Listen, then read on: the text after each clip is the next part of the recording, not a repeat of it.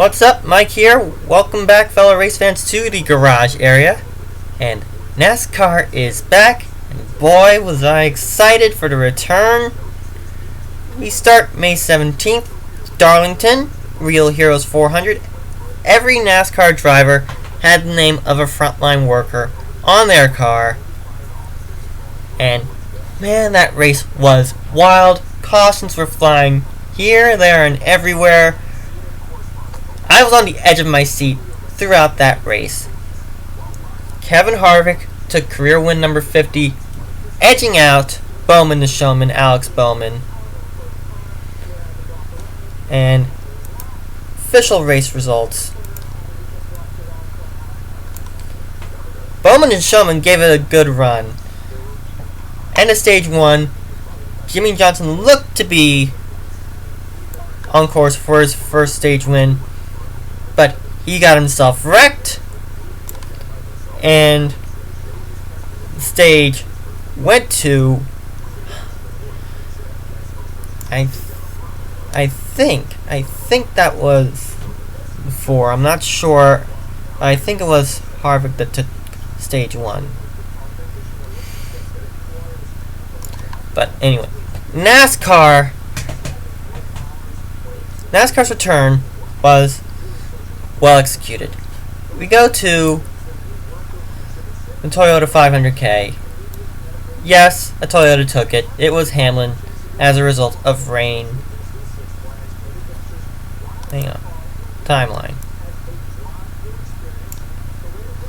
So, gotta pull up the timeline for Real Heroes 400.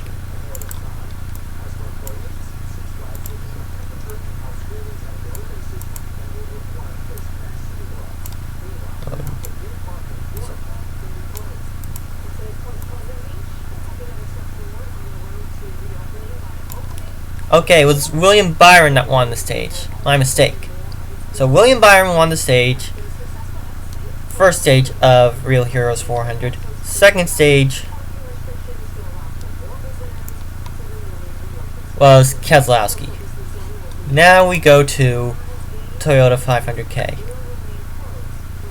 We go to the timeline for that. And again, another wild race. Delayed an hour due to rain.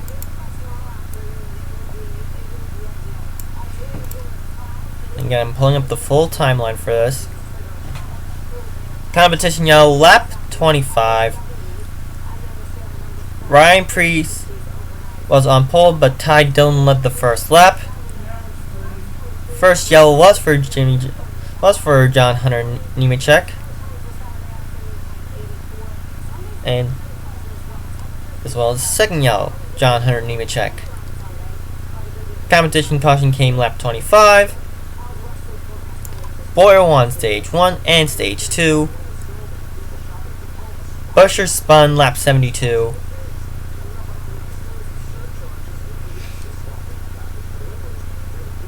Let's see. Cole Custer slammed the wall lap 108.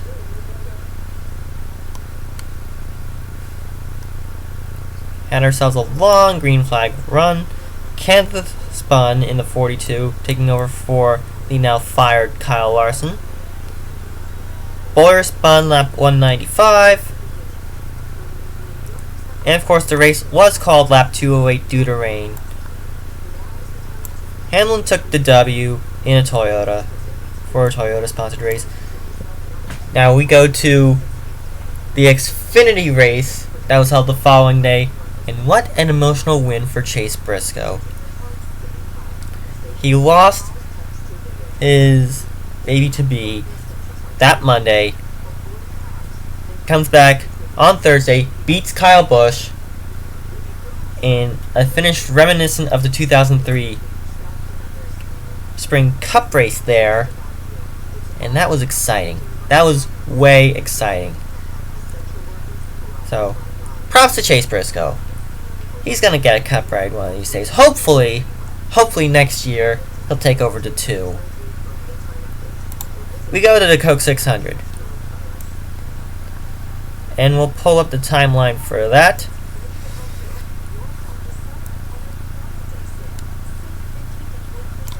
I can pull it up, that is.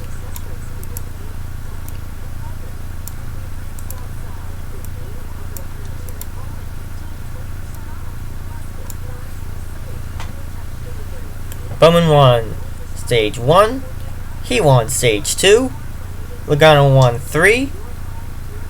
And with 2 to go, just before green-white checker, Elliott pits. Chase Elliott pits. And I still question that call. Why would you pit with 2 to go? You don't pit with 2 to go. But anyway, Chase pits with 2 to go. Penske guys stay out. And it's Keselowski winning the Coke 600. Keselowski wins from Elliott, Blaney, Busch, Harvick. Johnson finished second, but he got himself DQ'd. Let me pull that one up.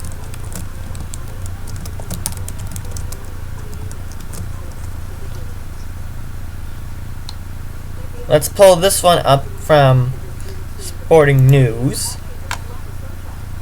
Why Jimmy Johnson was disqualified from Coke 600 at Charlotte. He was a position away from ending his 101 race winless streak, but that finish was quickly turned into last because Johnson failed post-race inspection, got DQ'd, and he will get credited with a 40th place finish. According to Cup Series director Jay Fabian, Johnson was DQ'd after the rear alignment of his car did not meet post-race requirements. We have a statement on Twitter from Cliff Daniels, Johnson's crew chief, and he claims he thinks something must have been broken. Explanation from Jay Fabian. Yes, the failure was rear alignment. It's the same thing that we check at least a handful of cars for post-race after every event. Couldn't get specifics on the numbers. Yes, there is a pre-race number and a post-race number that does give a pretty decent tolerance, and it was outside of the post-race numbers. And this is a sped up process with the scheduled way it is now due to COVID-19. They have the standard right to appeal just like any penalty, and Fabian would have to follow up with the crazy schedule. With the rulebook the way it is, they have to see exactly what that deadline is because it was 2 in the morning when they did this interview, this press conference. And we just saw the tweet. 48 ran strong all night, so this penalty is a spirit crusher. They had a great car, but the allowance is built in for parts that move. If parts break, number is that number. There's no parameter. There's parts in the past that have been designed to fail or break, and there was no suggesting that that was the case. And Fabian did not characterize whether or not it was close. All he said was that it was out of the box. So it's like a speeding penalty. And you see, there are the post-race tolerances for rear alignment in the rule book. For the rear wheel steer, intermediate, short track, and super speedway events, left side and right side both at 0.00 degrees. Allowable tolerance, negative 0.55 degrees or positive 0.55 degrees on the left. Same for the right. Lower limit is negative 0.55. Upper limit is positive 0.55 degrees. And same for the right side. Negative 0.55 degrees, positive 0.25 degrees. Lower and upper limits. Now Johnson would move to 8th in the Cup Series standings. Instead, he just earns a single point and sits 15th. And he started last in Wednesday night's Cup race. which actually ended up being run last night. And where did Johnson finish? Johnson finished 11th, so not a bad rebound.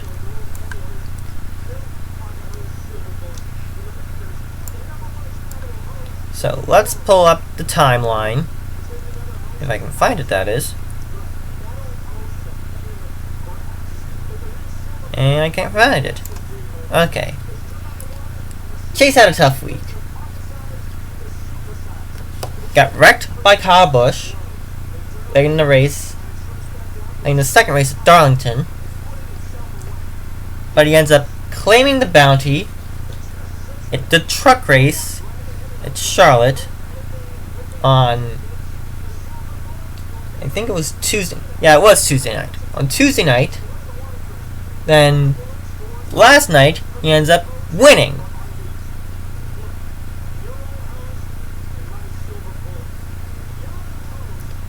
So, ELLIOTT takes the lead with 27 to go. Wins by 2.2 seconds over Denny Hamlin. And Alan Gustafson, you redeemed yourself here. Lap 146, Timmy Hill with an accident in turn 4. Gustafson makes the right adjustments at the right time. And 32 laps after that final restart, boom. ELLIOTT around Harvick, and Chase Elliott with the victory. So sound the siren in Dawsonville. So, the week was a mixed bag for Chase Elliott. Gets KO'd by a late caution at the 600. Gets spun by Kyle Busch late in the race at Darlington. But he gets his revenge on Kyle Busch at the truck race, claiming that $100,000 bounty. Then he wins last night at Charlotte. So, next up, Sunday, Food City presents the Supermarket Heroes 500. And that, let me check my files guide here. It's going to be 3:30 Eastern on FS1. Let me just double check.